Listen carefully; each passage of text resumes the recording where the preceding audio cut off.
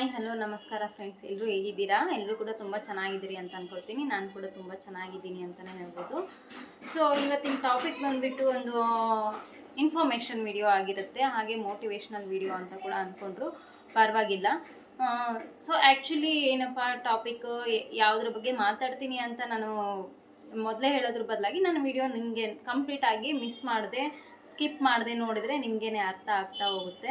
Actually ನನ್ನ ವೀಡಿಯೋಸ್ನ ತುಂಬ ಜನ ಫಾಲೋ ಮಾಡಿ ಅದೇ ಥರನೇ ನೀವು ಕೂಡ ಕೆಲವೊಂದಿಷ್ಟು ವಿಷಯಗಳನ್ನು ಸ್ಟಾರ್ಟ್ ಮಾಡಬೇಕು ಅಂತ ಅಂದ್ಕೊಂಡಿರೋರು ತುಂಬ ಜನ ಅದನ್ನು ನನ್ನ ಜೊತೆ ಶೇರ್ ಮಾಡ್ಕೊಂಡಿದ್ದೀರಿ. ಅದೇ ಕಾರಣಕ್ಕೆ ನೀವು ಕೂಡ ನಾನು ಏನು ಫೇಸ್ ಮಾಡ್ತಾ ಇದ್ದೀನಲ್ವ ಅದೇ ಥರ ನಿಮ್ಮ ಲೈಫಲ್ಲಿ ಒಂದಲ್ಲ ಒಂದಿನ ಫೇಸ್ ಮಾಡುವಂಥ ಟೈಮ್ ಬರ್ಬೋದು.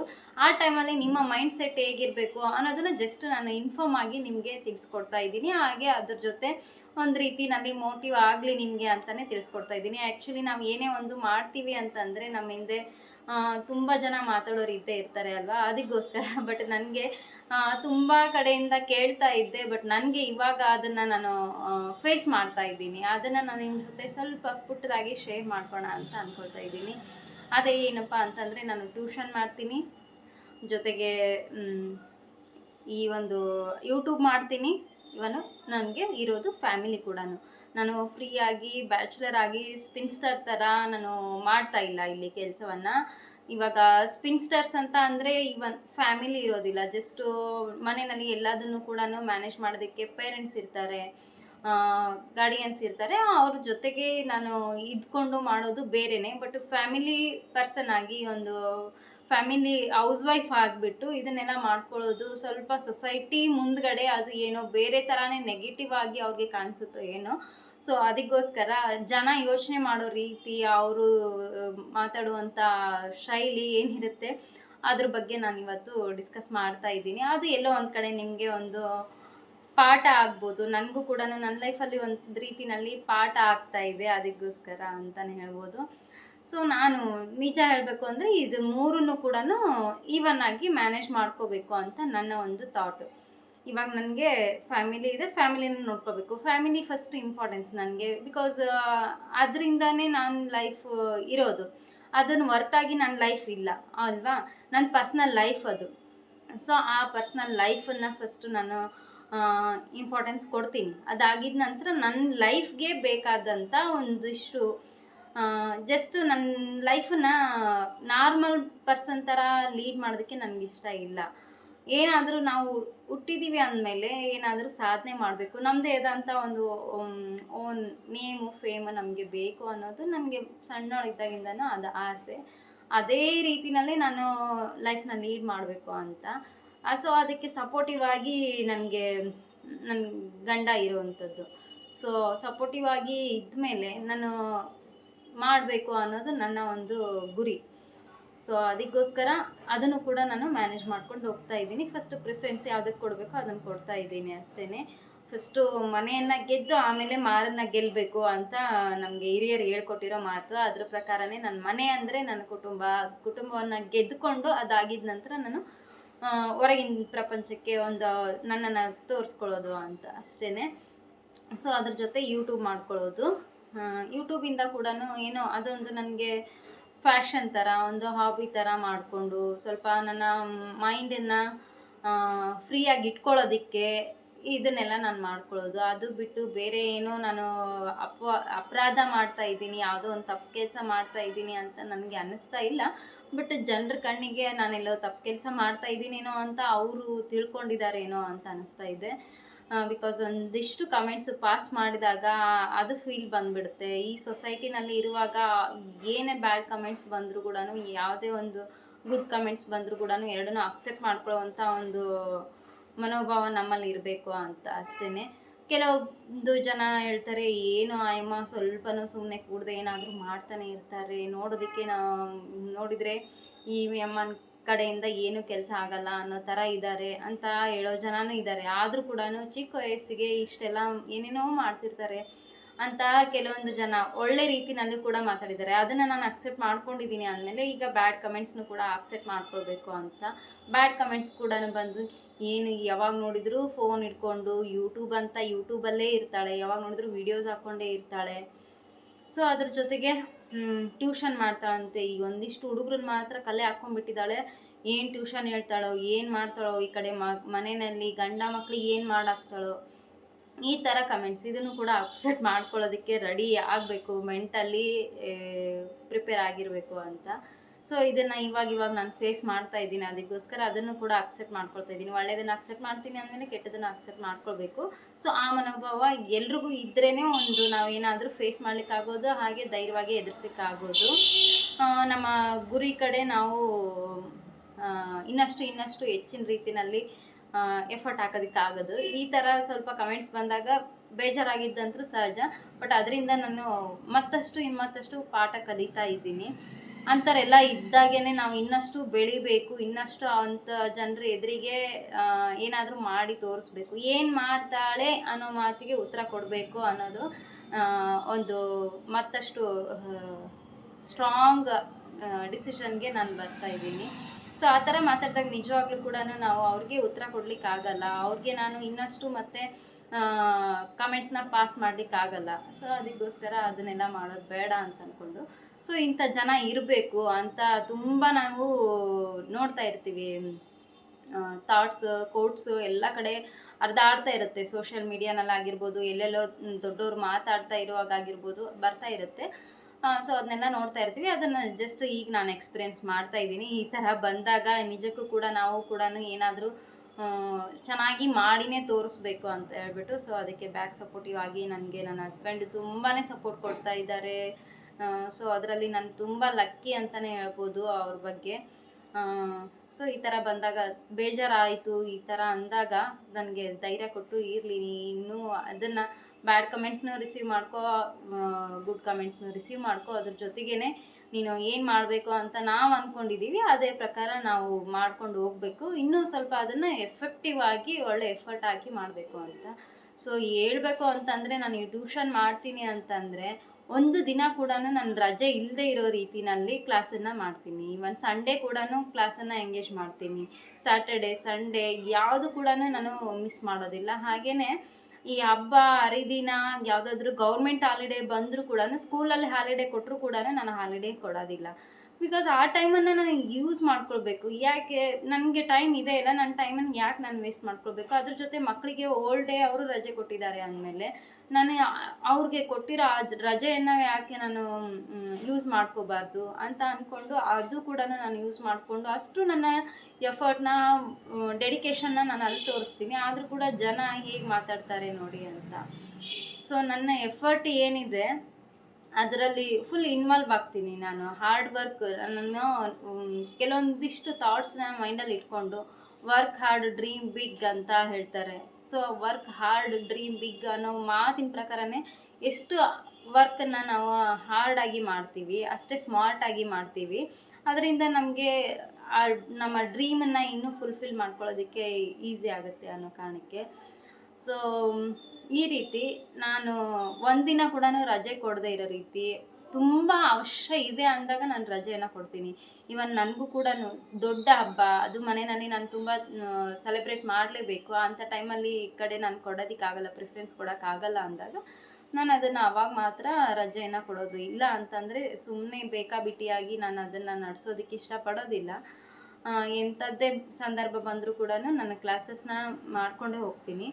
ಸೊ ಅಷ್ಟು ಎಫರ್ಟ್ ನಾನು ಹಾಕ್ತಾ ಇದ್ದೀನಿ. ಆದರೂ ಕೂಡ ಈ ಥರ ಕಮೆಂಟ್ಸ್ ಬರುತ್ತಲ್ಲ ಅಂತ ಬೇಜಾರು ಒಂದೊಂದು ಸರಿ. ಅದು ಎಷ್ಟು ಕಷ್ಟಪಡ್ತೀನಿ ಅಂತ ನನಗೆ ಮಾತ್ರ ಗೊತ್ತು, ಜನ ಆಡ್ಕೊಳ್ಳೋ ಜನಕ್ಕೆ ಏನು ಗೊತ್ತು ಅಂತ.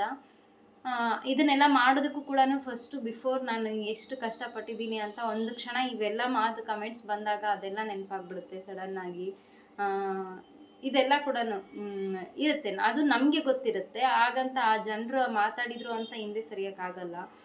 ನನಗೆ ಆ ಹಿಂದೆ ಸರಿಬೇಕು ಅನ್ನೋ ಯಾವ ಥಾಟ್ ಕೂಡ ನನ್ನ ತಲೆಯಲ್ಲಿ ಬರೋದೇ ಇಲ್ಲ. ಹಿಂದೆ ಸರಿಬೇಕಂತ ಅನ್ನಲ್ಲ, ಇನ್ನಷ್ಟು ನಾನು ಸ್ಟ್ರಾಂಗ್ ಆಗಿ ಮುಂದೆ ಹೋಗ್ಬೇಕು ಅನ್ನೋದಷ್ಟೇ ನನಗೆ ಮೊದಲು ಬರೋದು. ಕೆಲವೊಂದು ಜನ ಇರ್ತಾರೆ ಈ ಥರ ಅಂದ ಕೂಡಲೇ ಅದನ್ನೇ ಮನಸ್ಸಲ್ಲಿ ಇಟ್ಕೊಂಡು ಈ ಥರ ಮಾತಾಡ್ತಾರಲ್ಲ, ನಾನು ಹಾಗಾದರೆ ಬಿಟ್ಬಿಡ್ಬೇಕಾ ಅಂತ ಹೇಳ್ಬಿಟ್ಟು ಅದನ್ನು ಅಲ್ಲಿಗೆ ಗಿವ್ ಅಪ್ ಮಾಡೋ ಜನನೂ ಇರ್ತಾರೆ. ಸೊ ಆ ಥರ ಗಿವ್ ಅಪ್ ಮಾಡೋ ಮೈಂಡ್ಸೆಟ್ಟಿಗೆ ನಾವು ಬರಬಾರ್ದು. ಅದನ್ನೆಲ್ಲ ರಿಸೀವ್ ಮಾಡಿಕೊಂಡು ತುಂಬ ಸ್ಟ್ರಾಂಗ್ ಆಗಿ ಫೇಸ್ ಮಾಡಿಕೊಂಡು ಮುಂದೆ ಬರಬೇಕು ಅಂತ ನಾನೇ ಎಕ್ಸಾಂಪಲ್ ಆಗಿ ಫೇಸ್ ಮಾಡ್ತಾ ಇರೋದನ್ನು, ಎಕ್ಸ್ಪೀರಿಯೆನ್ಸ್ ಮಾಡ್ತಾ ಇರೋದನ್ನು ನಿಮ್ಮ ಜೊತೆ ಶೇರ್ ಮಾಡ್ಕೊಳ್ತಾ ಇದ್ದೀನಿ. ಇತ್ತೀಚೆಗೆ ಒಂದು ಸರಿ ಅಲ್ಲ 2 ಸಾರಿ ಅದನ್ನು ಕೇಳ್ಪಟ್ಟಿದ್ದೀನಿ ನಾನು. 2-3 ಸಾರಿ ಕೇಳ್ಪಟ್ಟಿದ ಮೇಲೆ ನಾನು ಯಾಕೆ ಅದನ್ನೆಲ್ಲ ಸುಮ್ಮನೆ ಮುಂದುವರ್ಸ್ಕೊಂಡು ಹೋಗ್ಬೇಕು, ಅವ್ರು ಆಡೋ ಮಾತುಗಳಿಗೆ ಸ್ಟಾಪ್ ಮಾಡಬೇಕಲ್ವ. ಅದೆಲ್ಲ ಸ್ವಲ್ಪ ತಲೆಯಲ್ಲಿ ಇಟ್ಕೊಂಡು ನಾನು ವರ್ಕನ್ನು ಇನ್ನಷ್ಟು ಎಫೆಕ್ಟಿವ್ ಆಗಿ ಮಾಡ್ಕೊಂಡು ಹೋಗ್ಬೇಕು ಅಂತ ಅಂದ್ಕೊಳ್ತಾ ಇದ್ದೀನಿ. ಸೊ ಇಷ್ಟು ನಾನು ನಿಮ್ಮ ಜೊತೆ ಹೇಳ್ಕೊಳ್ಬೇಕಾಗಿತ್ತು. ನಮ್ಮ ಥರ ನಿಮಗೂ ಯಾರಾದರೂ ನಾಳೆ ಮಾತಾಡಿದಾಗ ಅದಕ್ಕೆಲ್ಲ ತಲೆ ಕೆಡಿಸ್ಕೋಬೇಡಿ. ಇವನ್ ಯೂಟ್ಯೂಬ್ ಆದರೂ ಅಷ್ಟೇ, ನನಗೆ ಯಾವಾಗ ಟೈಮ್ ಸಿಗುತ್ತೆ ನಾನು ಅವಾಗ ಮಾಡ್ಕೊಳ್ತೀನಿ. ಇವನ್ ಯೂಟ್ಯೂಬ್ ಅಂದರೂ ಕೂಡ ಇದು ಕೂಡ ನಮಗೆ ಅನ್ನ ಕೊಡುವಂಥ ದೇವರು, ಅದಕ್ಕೆ ಕೂಡ ನಾವು ದ್ರೋಹ ಮಾಡಲಿಕ್ಕಾಗಲ್ಲ. ಅಷ್ಟೇ, ಅದಕ್ಕೂ ಕೂಡ ಎಫರ್ಟ್ ಹಾಕಬೇಕು, ಅದಕ್ಕೂ ಡೆಡಿಕೇಶನ್ ತೋರಿಸ್ಬೇಕು ನಿಜ. ಬಟ್ ನನಗೆ ಈ ಫ್ಯಾಮಿಲಿ ಜೊತೆ ಇದನ್ನು ಕೂಡ ಇವೆರಡನ್ನೂ ನಾನು ಮಾಡ್ಕೊಂಡು ನಂತರ ನನಗೆ ನೆಕ್ಸ್ಟು ಪ್ರಿಫರೆನ್ಸ್ ಕೊಡೋದು ಯೂಟ್ಯೂಬ್ಗೆ. ಆವಾಗ ನನಗೆ ಟೈಮ್ ಸಿಕ್ಕರೆ ನಾನು ಯೂಟ್ಯೂಬ್ಗೆ ನನ್ನ ಟೈಮ್ನ ಕೊಡ್ತೀನಿ. ಸೊ ಅದರಲ್ಲಿ ಏನೂ ತಪ್ಪಿಲ್ಲ. ನನಗೆ ಯಾವಾಗ ಸಾಧ್ಯವಾಗುತ್ತೋ ಅದನ್ನು ನಾನು ಮಾಡ್ಕೊಳ್ತಾ ಹೋಗ್ತಾ ಇದ್ದೀನಿ. ಸೊ ಬಟ್ ಜನ ಮಾತಾಡೋದು, ಅವ್ರು ದಿನ ಬಂದುಬಿಟ್ಟು ನನ್ನನ್ನು ನೋಡಿ ಅಬ್ಸರ್ವ್ ಮಾಡಿ ದಿನ ಯಾವಾಗಲೂ ಫೋನ್ ಇಟ್ಕೊಂಡೇ ನಾನು ಯೂಟ್ಯೂಬಲ್ಲಿ ಅಪ್ಲೋಡ್ ಮಾಡಿಕೊಂಡೇ ಇರ್ತೀನಿ ಅನ್ನೋ ರೀತಿ ಮಾತಾಡ್ತಾರೆ. ಇವಾಗ ನಮಗೆ ಯೂಟ್ಯೂಬಲ್ಲಿ ಡೈಲಿ ಟಚಲ್ಲಿ ಇರಬೇಕು, ಅದಕ್ಕೋಸ್ಕರ ಡೈಲಿ ಒಂದು ವೀಡಿಯೋಸ್ನ ಹಾಕಲೇಬೇಕಾಗುತ್ತೆ. ಅಟ್ಲೀಸ್ಟ್ ಒಂದು ಶಾರ್ಟ್ ವಿಡಿಯೋನಾದರೂ ನಾವು ಹಾಕಬೇಕಾಗುತ್ತೆ. ಅದನ್ನೇನಾದರೂ ಮೇ ಬಿ ನಾನು ಯಾರ ಮುಂದೆನೂ ಯೂಟ್ಯೂಬ್ ಮಾಡ್ತೀನಿ ಅಂತ ಜಾಸ್ತಿ ಹೇಳ್ಕೊಳಕ್ಕೆ ಹೋಗೋದಿಲ್ಲ.